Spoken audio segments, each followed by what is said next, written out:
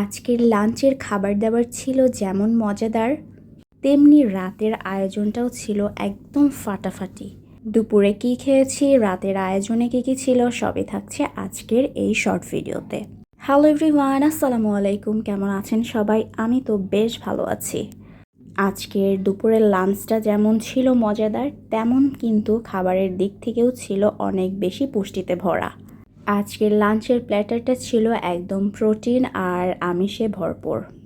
শুধু মুখের স্বাদ অনুযায়ী খেলেই কিন্তু চলবে না, চিন্তা করতে হবে প্রোটিন আর আমিষের বিষয়টাও।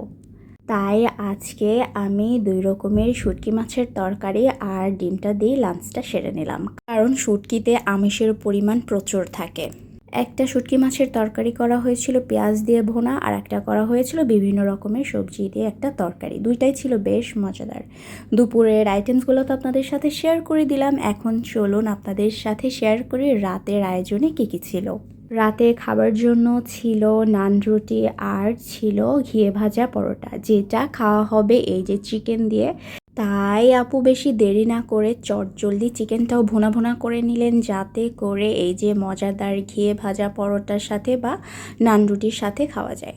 আমি তো নান রুটিও খাবো আর ঘিয়ে ভাজা পরোটাও খাবো, দুইটাই আমার বেশ পছন্দ। এই ছিল আজকের ভিডিও। সবাই ভালো থাকবেন, সুস্থ থাকবেন। আল্লাহ হাফিজ।